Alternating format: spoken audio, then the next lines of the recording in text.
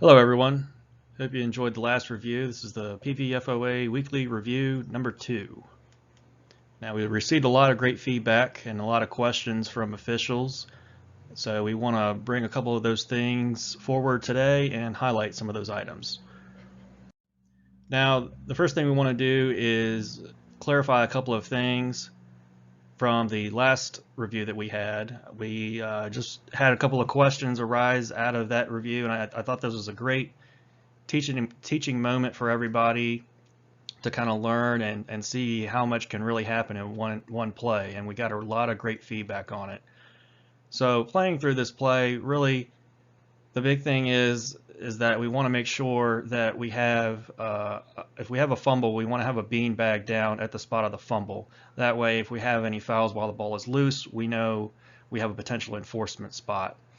And the other thing related to this play in particular, we want to make sure that someone is always on the goal line. So even though this play started at the 8 and the downfield guys were on the goal line, it's very understandable why they retreated, in my opinion, to the end line, because there were receivers in the end zone. But if you find yourself in that situation, and make sure to discuss this in your pre-games, that we want to always make sure that one official, somebody, is on the goal line. So even if there are receivers all the way to the back of the end zone by the end line, if you're not sure that you're short, if you're a deep wing and you're not sure that your short wing is going to get to the goal line in time, hold that goal line until you are absolutely sure that the short wing will get there. And that way we will always have somebody right there on a close play at the goal line.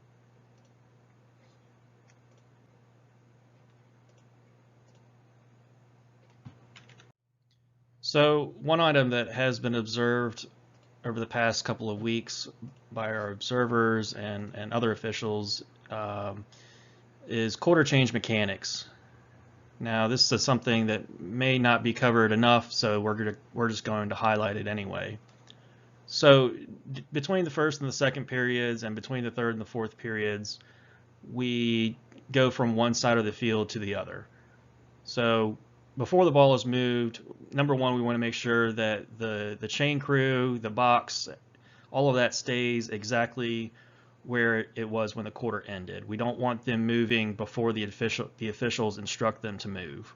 The referee, umpire, and field judge will meet at the ball, and they will all record the down, the distance, and the line of scrimmage.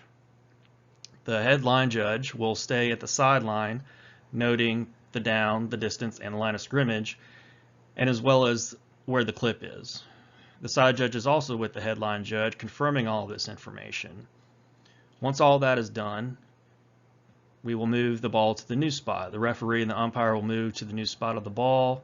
The line judge and field judge will observe the teams the entire time, and once we move downfield, we want to make sure that they put them on the correct side of the ball.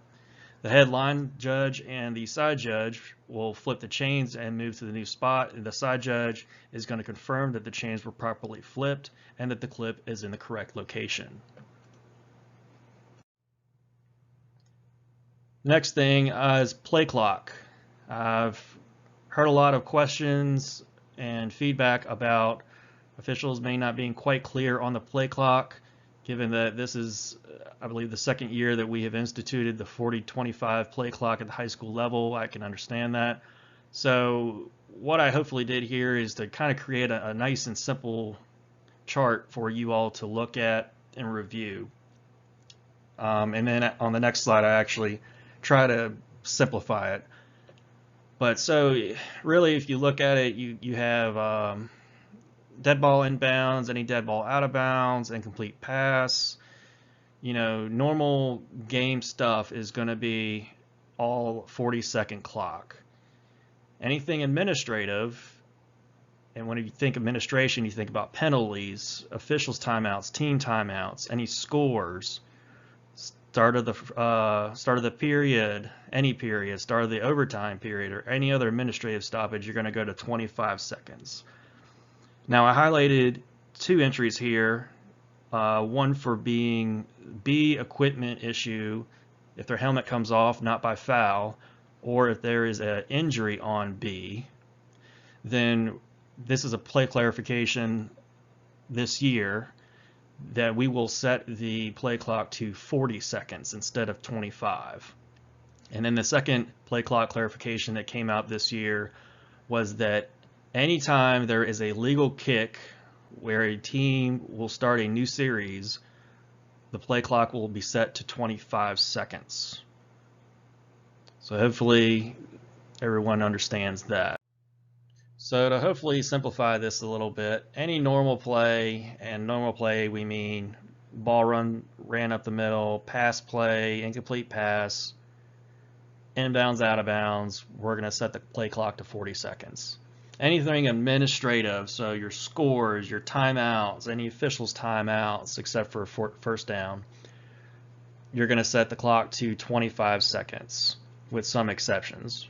So a B injury or an equipment issue, including a helmet off, of course not by foul, on B is going to be set to 40 seconds. Additionally, any combination of A and B both being injured or both having an equipment issue, or even if A has an injury and B has an equipment issue or vice versa, we're going to set the play clock to 40 seconds. Any legal kick where a new series is going to be awarded, we are going to set the play clock to 25 seconds. One situation I've heard about a couple of times, especially last year when we were all getting into this play clock stuff, is what happens when do we set the play clock, start the play clock when a play ends out of bounds. So on plays at the sideline, we want to start the play clock as soon as the calling official puts their hand up in the air. That is the signal to start the 40-second play clock. We don't want to wait until the ball is spotted. We don't want to wait until the ball is recovered and shuttled back inbounds. We want to go ahead and start the play clock once the official puts up their hand in the air. That is the signal to start the play clock. The next item to discuss is sideline management. Sideline management so far this year has not been administered very well at all. It's been observed that coaches have been not only in the restricted area during a live ball, but have even been on the field during a live ball, and that is a serious safety issue not only for ourselves but the team staff, and it's also a very big rule violation, and it just doesn't look good either.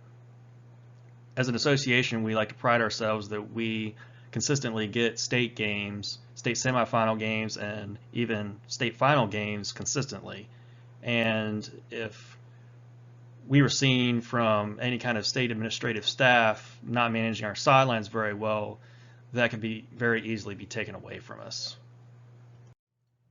So if a coach is on the field during a live ball, that is going to be an automatic unsportsmanlike foul charged to that coach, and that is straight out of Rule 981I. Now, if a coach is on the field during a dead ball, officials can use discretion, and you definitely want to try to walk the coach back, especially if they're only a few steps onto the field wondering about a call or whatever.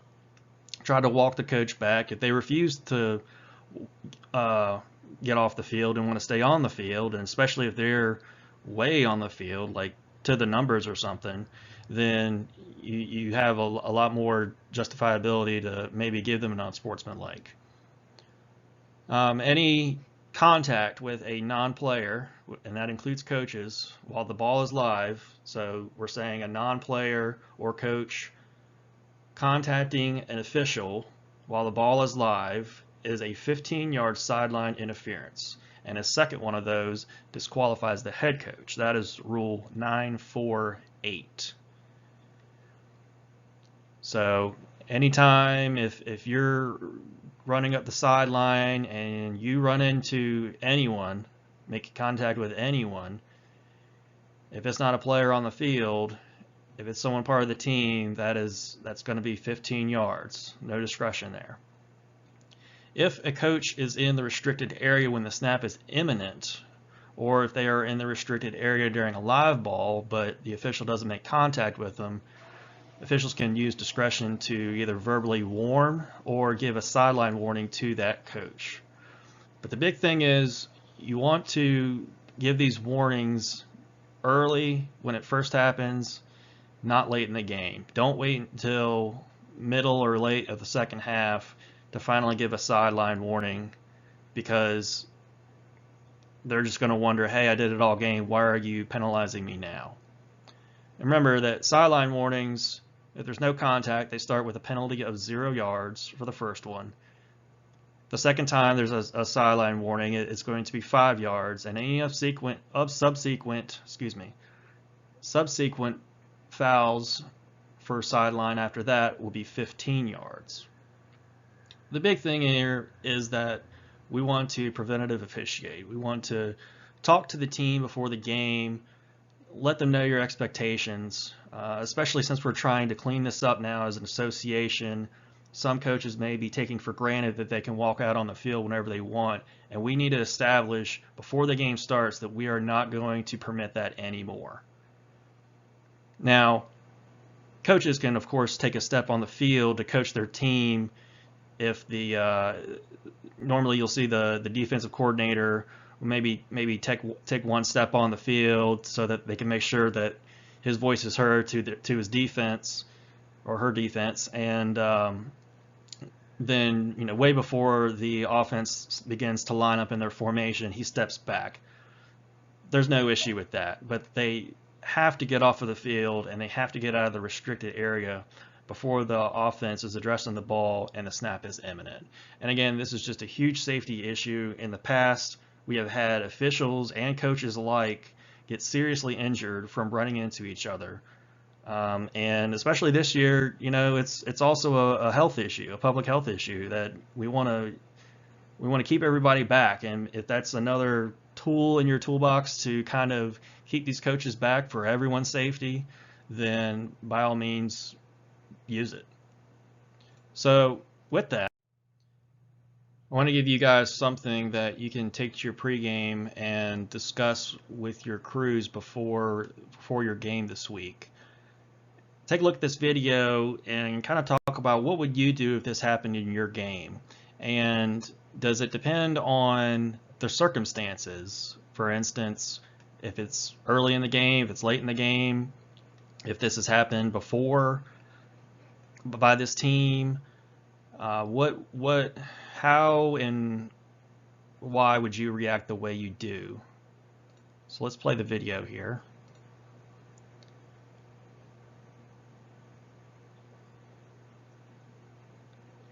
And so we have a defensive coach that's going to step onto the field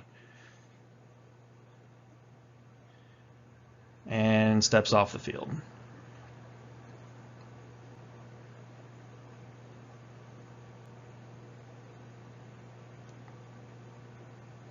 Now let's play it one more time.